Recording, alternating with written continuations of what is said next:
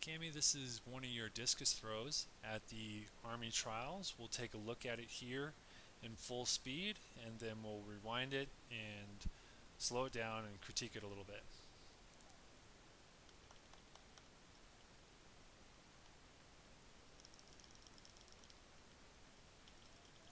Alright, so if we go back to the beginning, what I noticed here is there's a lot of winds. Okay, so you'll throw the discus back and then you'll bring it forward, throw it back, bring it forward. What I would like to see is only one wind. The reason being, multiple winds, it gets you tired and you just sit back there and think about the throw more and more and more. When you're ready to get the throw going, get in your mind, okay, I'm ready to throw, one wind, and go. So when you practice, try to work with one wind in your throws. So let's get to your final wind here. Okay, this is it.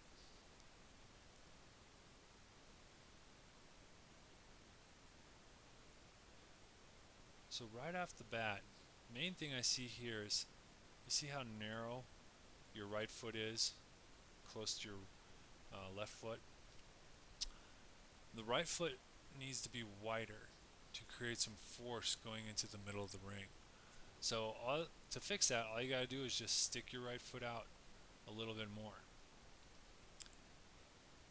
And what happens is you create momentum with a wide right leg, and then as you get to the center of the circle, it shortens and bends and creates speed up to the front of the ring. If you'll notice, as you turn to the center, you naturally bend that leg in, which is great. All we have to do is widen it out here first, and then whip it in to the center just like you did there as we sprint to the middle of the ring.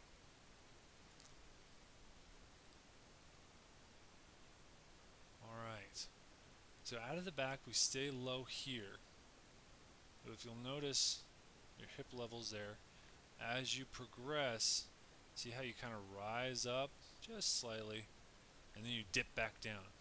So you come up, up, and then down. What we want is we want to create that nice balanced and low posture throughout the back into the center.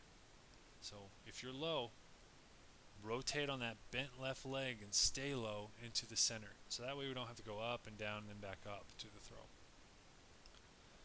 Okay, if you'll notice your right foot, you land somewhat flat as you collapse down. See your ankle kind of comes down, your heel. And what we want to do is we want to land on the ball of our right foot so that we minimize our surface area so that we can rotate into the throw even quicker. If we land flat-footed, kind of like you are here, we're going to have to use more energy to either get back up on our toe so we can rotate, or make it very difficult to rotate on a flat foot. I think eventually you rotate on the ball of your right foot, there it is, but what we want to do is we want to make sure we just land on the ball of our right foot and stay there. Okay, so as we move to the power position occurs when both of our legs are down.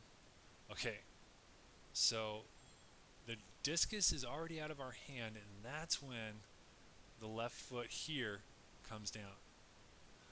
So that's telling me that you're throwing basically on one leg, which is very difficult. That's like in softball, if you were trying to hit a ball while batting, you were doing it on one leg. It makes it very difficult. So we have to make sure and get both feet down before we start pulling on the discus. Okay? So get that left foot down quicker out of the back. Boom. It's got to be down before we start throwing. And then again, just like in the shot put, our upper body's looking into the throw way too early. Way too early. So we got to relax our upper body, let our right hip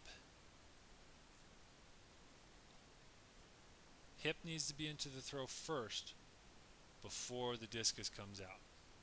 Right now you're just basically arming it into the throw without using your lower body. It has to be that cascading event, the toe, the knee, the hip, and then all that torque comes into the discus coming out at the last moment. So it's a whipping effect with the lower body first, then the upper body. And then also let's look at the location where the left foot lands. Notice how it lands closer to the camera than the right leg. What we want is the left foot to be a little bit behind the right foot. And this happens so that the hips can open up and face the throwing area. Right now, they're kind of facing this way towards the camera because they can't open up. They can't turn that way into the throwing area. So we got to get that left foot down sooner and bring it back behind your right foot so that you can open up into the throwing area. So Kamee, what we really need to work on is our standing throws. So just standing there at the front of the ring, working our right foot, knee, and hip into the throw first, then throwing with the discus. That's kind of your main area. Once you get that going, you're going to improve immensely. So those main areas are what you need to work on. If you have any questions, just let me know.